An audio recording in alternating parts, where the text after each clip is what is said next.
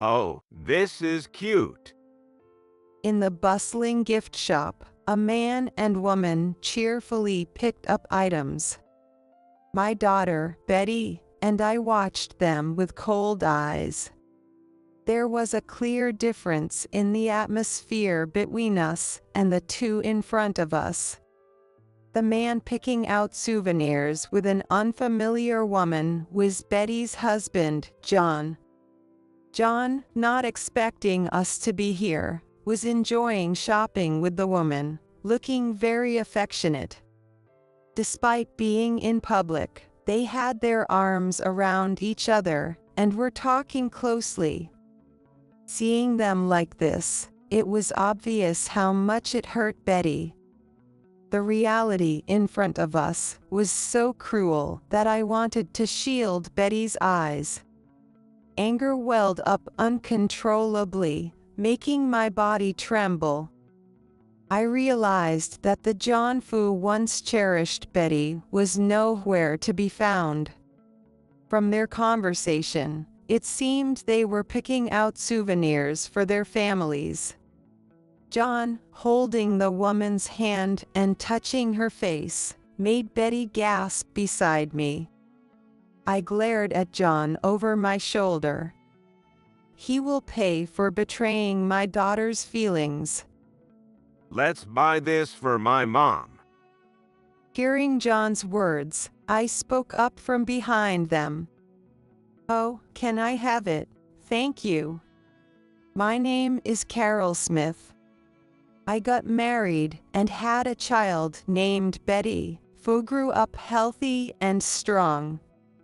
Betty met her husband, John, who is 3 years older, at a tennis club she joined as a hobby, and now they live separately from us. John, Betty's husband, was always involved in sports during his school days and has been part of the tennis club for a long time. Maybe because he's been involved in sports for so long, John values hierarchy and has always been polite to my husband and me, which I clearly remember. John is tall and well-built, so he seemed a bit intimidating at first. But contrary to my expectations, when I talked to him, he was very charming. And he mentioned that his dimples when he smiles are his charming point. I still remember his friendliness, revealing such details about himself. He smiles a lot, eats a lot, and loves to chat. Betty looks very happy with John, and I feel very reassured about her married life. I noticed something was off about a year after Betty got married. Betty and John both have jobs that give them weekends off, so they usually spend the weekends together. But recently, Betty started coming to visit us at home more frequently on her days off. At first, I thought she was just coming to see me and my husband. But since this was unusual for her, I found it a bit odd. Seeing Betty looking somewhat down, my parental instincts kicked in. You've been coming home a lot lately. Is everything okay with John? When I asked, Betty looked down and fell silent. I am not getting along with Mary very well. Betty's almost inaudible words took me by surprise. I've met John's mother, Mary, a few times, and she didn't leave a bad impression. Hearing that things weren't going well increased my vague sense of unease. Listening closely to Betty's story, I learned that Mary lives within walking distance of Betty and John's house and frequently visits them. However, her visits are not with any specific purpose. She only visits to criticize the chores Betty hasn't done and to make comments about her cooking, then leaves after being very sarcastic. At first, Betty took Mary's advice in stride, but the constant frequency and escalating remarks gradually wore her down mentally. Have you talked to John about it? Yeah, but he doesn't take my side. I'm a bit exhausted. Seeing Betty force a smile made my heart ache.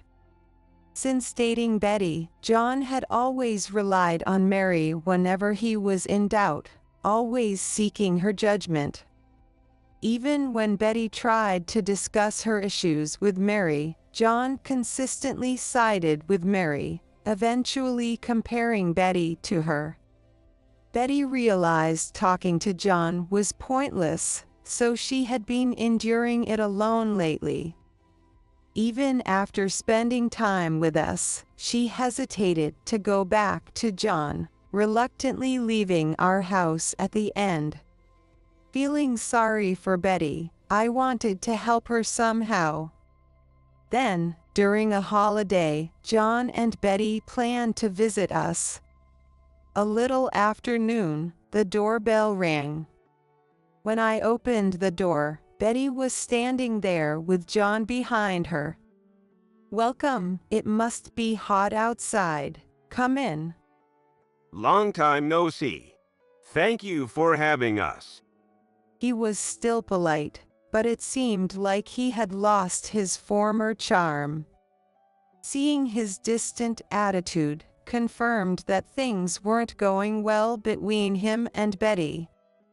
We all had a meal together, and when my husband went to the bathroom and Betty got up to take a call from work, I had a chance to be alone with John. Looking restless, John was poking at the dessert with a fork. I felt that this was my only chance, so I gathered my courage and spoke to John.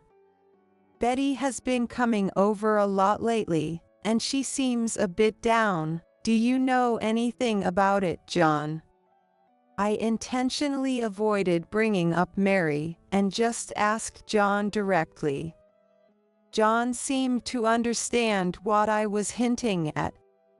He looked uncomfortable and quickly looked away. No, I'm not really sure. Work has been busy lately, and I've been really stressed too. John's attitude, clearly trying to avoid the topic, only heightened my suspicion. I wanted to press further, but my husband returned just then, so I had to end the conversation. Betty seemed to be forcing herself to act cheerful in front of us, probably to avoid making us worry. Their visit ended, and Betty's birthday was approaching. Before she got married, we used to go out for dinner as a family or take trips together for her birthday. But since she started dating John, he always took a day off to celebrate Betty's birthday. Betty would always happily tell me about what John did for her and the presents he gave her. From what I saw during their visit, I couldn't honestly say their relationship was good. I thought to myself that John would probably take time off this year too to celebrate Betty's birthday, and I hoped that this might be a chance for their strained relationship to improve. The day before Betty's birthday, it had been raining since morning, and the forecast said it would rain all day. I hoped the weather would clear up for Betty's birthday tomorrow. Where do you think John and Betty are going for her birthday tomorrow? I wondered aloud to my husband, letting my imagination run wild. We had picked out a birthday present for Betty together, and I was about to message her to ask when we could give it to her when the doorbell rang. It was 8 p.m. It was unusual to have a visitor at this hour, and I had a bad feeling. I quickly brushed aside my vague apprehension and cautiously opened the door. Standing there, drenched, was Betty. "Betty, what are you doing here?" you're soaking wet. Come in right now. Panicked, I grabbed her arm and pulled her inside. Better looked like she was about to cry, water dripping from her entire body. Hearing my frantic voice, my husband came from the back and was shocked to see Betty. He brought a towel, and I placed it over Betty's head. Though it was hard to tell through the rain, she had been crying. Seeing her shoulders shaking with sobs, I gently wiped her head with the towel. I immediately sensed that something had happened with John. After drying her off, I urged Betty to take a shower. I was eager to hear what had happened, but warming her rain-soaked body came first. Betty obediently took a bath, and 15 minutes later, she appeared in the living room looking a bit more composed. Seeing her a bit calm gave me some relief. What made her cry so much? But a bad feeling still lingered. Sorry for worrying you. I left the house in a hurry and forgot my umbrella. What happened? If you can, I'd like you to talk to me about it. I handed her a cup of coffee and waited for her to speak. Betty began to talk hesitantly. Before coming here today, Betty had asked John about their plans for tomorrow. John seemed to have no idea what she was talking about at first. Feeling uneasy about his reaction, Betty casually mentioned her birthday, and John suddenly remembered and said he had work. I have important work. Don't bother me. When Betty pressed him, feeling frustrated, he said it harshly. He then continued to make sarcastic remarks, eventually telling her that he had no intention of celebrating her birthday anymore. Forgetting her birthday, which he had celebrated every year, coupled with John's intimidating attitude, was too much for her to bear. The accumulated stress from everything became too much for her to endure, and she finally couldn't take it anymore, so she ran out of the house. She spoke haltingly, struggling to get the words out as she explained what had happened. Betty had always felt that her birthdays were special, and up until last year, she believed that John felt the same way. A few months ago, Betty had taken a day off for John's birthday, and they went on a day trip. Of course, she didn't celebrate expecting something in return, but there must be a reason why he forgot her birthday and acted so arrogantly. No matter how much I thought about it, I couldn't figure it out. All I could do was be there for Betty and support her in her sadness. I suggested she go to bed, as she must have been exhausted, and after drinking the coffee I had prepared, she went to her room. The next morning, when I went to the living room, Betty was already eating her breakfast. Good morning, Betty. Happy birthday. Good morning. Thanks. She still seemed down. Her eyes were bloodshot, and it was clear she hadn't slept well. I wondered if I should just leave her alone. However, since Betty has always had a tendency to bottle things up when she's alone, I decided to take her to a special place. Hey, Betty, how about going grape picking? You've always loved it. What? Grape picking? Really? Before Betty got married, we used to go grape picking for her birthdays, and grapes were her favorite. Hearing the name of her favorite fruit brightened Betty's face a little.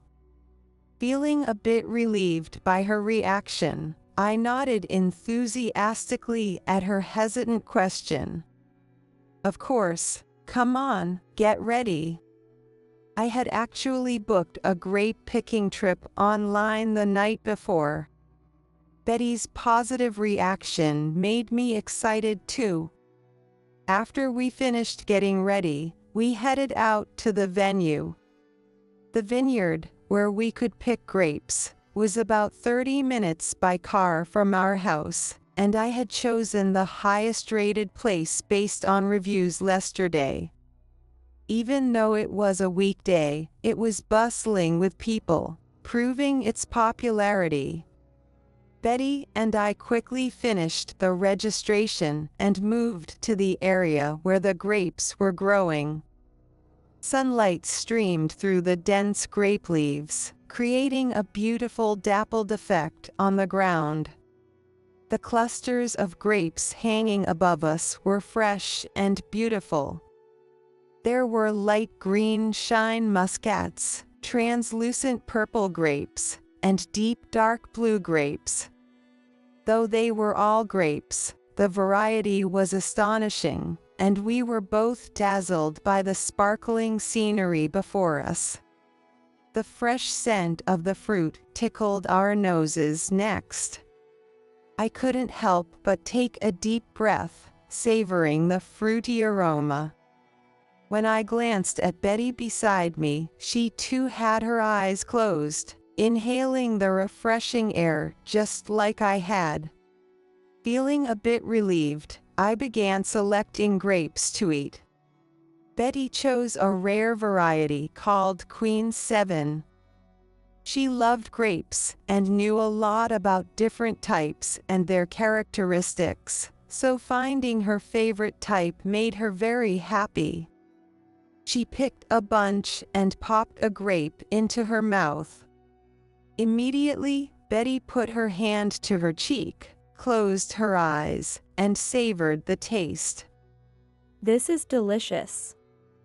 Freshly picked grapes are something special. Seeing Betty's happy expression made me smile naturally. After Betty finished eating her grapes, she helped me choose mine. She vividly explained the characteristics and flavors of the different grapes she knew. Matching my preferences with the available grapes, I chose this Shine Muscat. The characteristic muscat aroma was appetizing, and I popped a grape into my mouth. The sweet, juicy fruit made me react just like Betty did. You're right. It's really delicious. Betty looked pleased with my words and suggested that we look around for more grapes. I happily agreed, and we continued exploring the vineyard. The vineyard had a wide variety of grapes, which was prominently highlighted on their website as their main attraction. From small, common grapes to large ones. There were beautifully round grapes and unusually elongated ones. There were many varieties not typically seen in supermarkets, and Betty curiously observed them from different angles. Seeing Betty so engrossed, I felt relieved that bringing her grape picking was a good idea. How much time had passed, I wondered. Suddenly concerned about the time, I looked around and noticed that Betty wasn't beside me. It seemed we had both gotten so absorbed that we had separated. I scanned the area and saw Betty a bit farther away, intently examining the grapes. She was looking up and didn't seem to realize that she had drifted away from me. Since it had been a while since our last grape-picking outing, I decided to let her enjoy herself a bit longer before calling out to her. Then, I noticed a couple making a commotion just behind me. While observing the grapes, I overheard their conversation. It seemed the tall man had hit his head on the grape trellis. That moment brought back an old memory. It was the day after Betty and John got engaged, when both families went out for dinner. The restaurant they chose was an old, traditional place, and John, who is nearly 6 feet 3 inches, hit his head on the entrance. Oh, being tall can be such a hassle sometimes. I recalled John's reaction as he winced in pain, and Betty's face as she laughed while still looking worried. This memory made me smile. Then, I heard the same phrase and voice, and I turned around instinctively. Right then, I was too shocked to move. People bumped into me as they passed, but I was too focused on the person ahead to care. There, enjoying grape picking with an unfamiliar woman, was John. At first, I thought I must be mistaken, but then I realized the voice I heard earlier sounded just like him. I hadn't considered the possibility of John being here, so I didn't recognize the voice immediately, but seeing his face made it real. Sweat began to form in my clenched palms. John hadn't noticed me, so I quietly moved closer, trying not to be seen. I wanted to believe that this man was someone other than John. But when I saw the dimples in his smile directed at the woman, my faint hope faded. The face of John, who once told me with a childlike grin that his dimples were his charm point, now seemed to be painted black. The woman beside John looked about 2 or 3 years younger than Betty, much shorter, with about a foot difference in height. Her cute, fluffy dress and trendy curled hair made her seem even younger. Betty, at about 5 feet 7 inches, is tall for a woman, so she and John don't have a significant height difference. She also prefers pants to skirts, likely because of her height, making her the complete opposite of the woman with John now. I think people mistake us for siblings because of the small height difference. Betty had once said, a bit sadly, which made the scene before me even more distasteful. Had I not known John, I might have thought they were a perfect couple. People around them probably thought the same, as they looked quite happy together. John and the woman were feeding each other and getting extremely close, not acting like mere friends at all. Most importantly, John had told Betty he had work yesterday. Unable to comprehend the situation, I just stared at John and the woman. Then John bent down and kissed her. I shuddered at that moment. Seeing John, who had canceled plans with Betty for her cherished birthday to spend it with another woman so publicly, filled me with growing anger. When I looked at where Betty had been, I saw her walking away with her back to me. I took out my phone from my bag and snapped a photo of John and the woman, who were arm in arm. I gripped my phone tightly after taking the picture. Glaring at John from a distance as he flirted with the woman, I then set out to find Betty. I found her shortly after. Seeing Betty so happy and satisfied made me hesitate to tell her about John. But I couldn't forgive John for betraying Betty while acting as if nothing was wrong. I couldn't just let it go.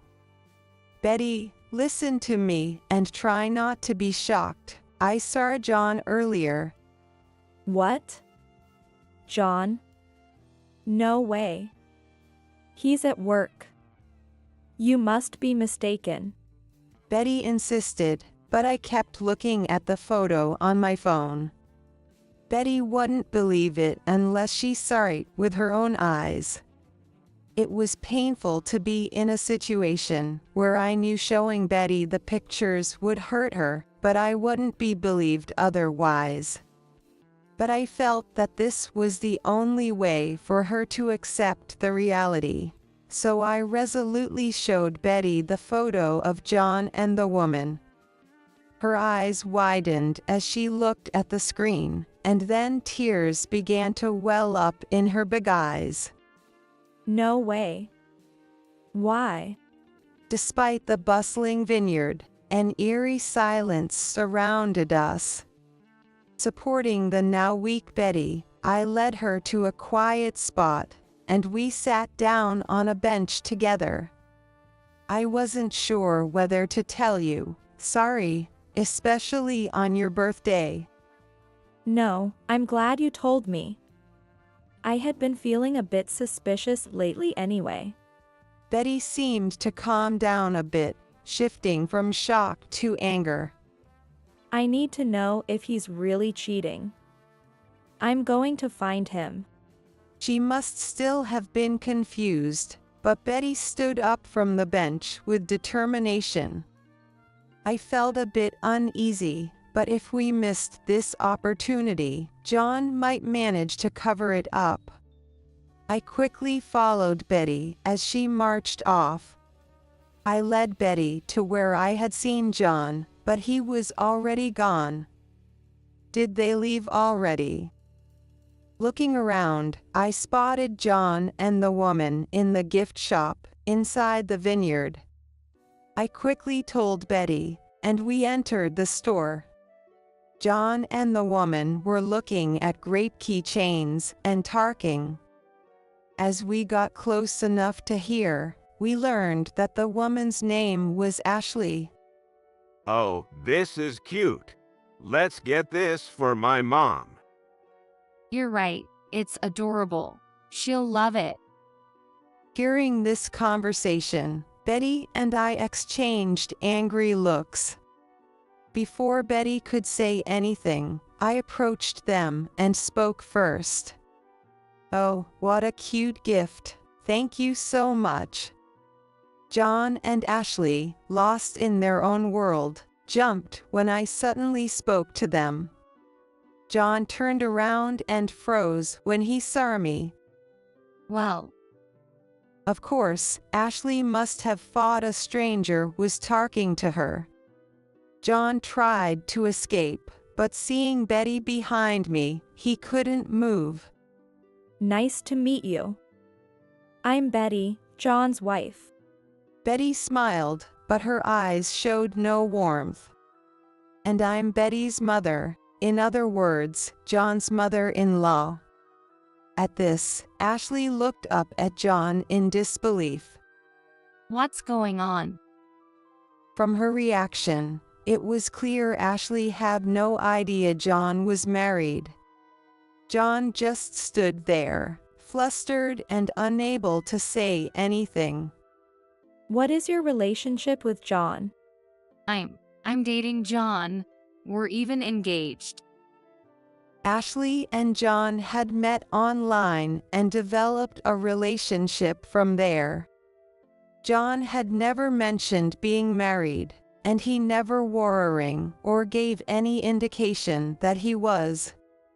Betty and I were speechless, listening to Ashley's low voice. He's married, but hid it, and even got engaged to another woman. I've already told my parents. We're engaged. What are you thinking? I won't forgive you. I'll sue you. Ashley, more furious than us, confronted John, her voice echoing through the store.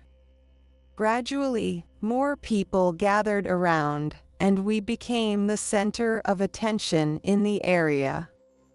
John, you lied about having work, and you're cheating. Betty murmured to John, and Ashley, who had been confronting John, turned quickly to Betty and apologized. I'm so sorry. I really didn't know. I don't know how to make it up to you. Ashley looked like she was about to cry. Despite feeling anger towards Ashley for laughing with John while Betty was in pain, it became clear that Ashley truly didn't know. Ashley continued to apologize to Betty, and I started to feel sorry for her too. Ashley had been deceived just like Betty. Her sincere response showed she was a decent person. No, you're a victim too. Betty seemed confused, but she knew it wasn't right to direct her anger at Ashley, who knew nothing. Betty tried to indirectly convey that she wasn't angry at Ashley, but Ashley, in a mild panic, didn't seem to understand her intent. I did something terrible without knowing about you, Betty. This is an affair, right? Should I pay compensation? Ashley vaguely knew that cheating was wrong but didn't know what to do. Desperate to make amends, she even mentioned compensation. Surprised by the extreme suggestion, Betty gently placed her hand on Ashley's shoulder. Please calm down. No need for compensation. Soothed by Betty's gentle words, Ashley started to calm down. Overwhelmed with emotion, Betty turned to John, who looked disoriented, and spoke harshly. John, I can't be with you anymore, and of course, I will be asking for alimony. Ashley, after glancing apologetically at Betty, realized that John was entirely at fault. She glared at him and resumed her interrogation. Under Ashley's intense questioning, John hastily grabbed her hand. Yes, that's right. I was planning to get a divorce, so we can get married. The moment John said that, Ashley angrily yanked her hand away from his grasp. Married? You must be joking. This engagement is off. How dare you deceive me all this time? John stared in shock at his empty hand before turning to Betty. Please forgive me. I've been really messed up. Can you give me another chance? Hey, Betty. With a pleading look, John reached out to Betty. Then, a sharp slap echoed through the space. Betty had slapped John's hand away. How dare you say such selfish things? Divorce is the only option. I was a fool to trust you. The force of Betty slapping his hand away caused John to stagger. John, unable to move, stood frozen in an awkward position. Other customers, having witnessed the entire scene, began whispering about John. Betty was met with looks of admiration, while John was subjected to pity and scorn. Eventually, Ashley gave us a slight nod and walked away. John, as if all the strength had left his body, collapsed onto the floor. Neither Betty nor I, nor anyone around, reached out to help him. After a while, a store clerk appeared and told John to move since he was disturbing other customers, but John remained motionless, staring at the ground. A male clerk reluctantly helped John to his feet and led him to the office, practically dragging him. The sight of an adult being dragged by a store clerk was pitiful, and people around us snickered at John. We watched John with cold eyes before leaving the vineyard. Afterward, John paid alimony to both Betty and Ashley and reluctantly agreed to the divorce. John must have struggled financially with the alimony payments to both women, but that was not our concern. After the divorce was finally settled and we felt relieved, John's mother, Mary, showed up at my house. Knowing that Betty was there, Mary started yelling as soon as Betty opened the door. How dare you? divorce. This is all your fault, right? Mary wanted to pin all the blame on Betty. She continued to rant about how poor John was and how unreasonable Betty was, exhausting herself in the process. After her tirade, Mary stood there, panting. Betty looked at her firmly. If you have complaints, take them up with John, who cheated. Stop making baseless accusations. If you continue causing a scene, we will call the police. I warned her from behind Betty, and Mary seemed shocked by Betty's reaction. She probably expected Betty to be compliant as she had been during the marriage. When we were married, I endured it, but I won't put up with your harassment anymore. Mary seemed increasingly shocked by Betty's firm tone. Overwhelmed by our determination, Mary quickly left. Later, Betty heard from mutual acquaintances that John had to quit his job. Apparently, a colleague from John's company happened to be at the vineyard that day. The colleague witnessed the scene and spread the word within the company, causing the rumor to spread rapidly. Eventually, the gossip reached John's boss and the company president, who was known to be a family man, and reprimanded John severely. Being reprimanded was bad enough, but the rumors didn't stop. John ended up with the label of being the guy who took a day off on his wife's birthday to go grape picking with his mistress. Moreover, the story of him being dragged by the store clerk spread throughout the company, drastically changing how everyone viewed him. John, who had been diligent and had opportunities for promotion, found himself ostracized and ultimately chose to resign. According to mutual acquaintances, after John resigned, he and Mary struggled financially, sold their house, and ended up living in a run-down apartment, depleting their savings. John's father had passed away from illness a few years before John married Betty, and without a job or assets, life was indeed hard for John and his elderly mother, Mary. Neither Betty or I felt any sympathy for them as she recounted the story calmly. Honestly, it felt like they were getting what they deserved.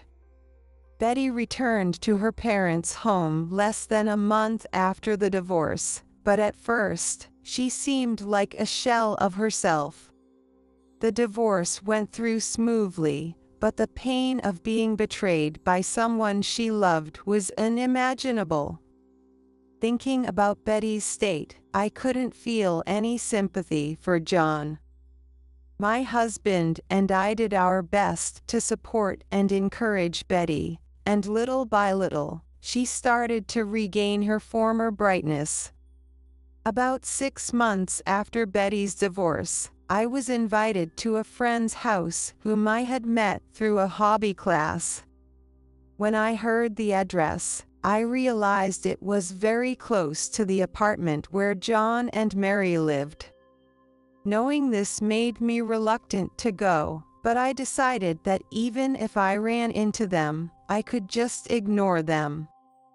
I went to my friend's house and had a wonderful time, but on my way back in the evening, I saw a soup kitchen at a park. Since there are no parks near my house, it was the first time I had seen one. My eyes were drawn to the unusual sight. Then I saw John and Mary among the people there. I thought I must be mistaken and looked again, but it was definitely them. They wore tattered shirts and torn pants, their hair was messy, and their faces were dirty. John looked lifeless and much older than his years. I was so shocked by the drastic change that I paused, but I reminded myself that it was his own doing. I glanced at John and Mary eating at the soup kitchen without expression and continued on my way home. When I got home, I found Betty and my husband chatting animatedly in the living room.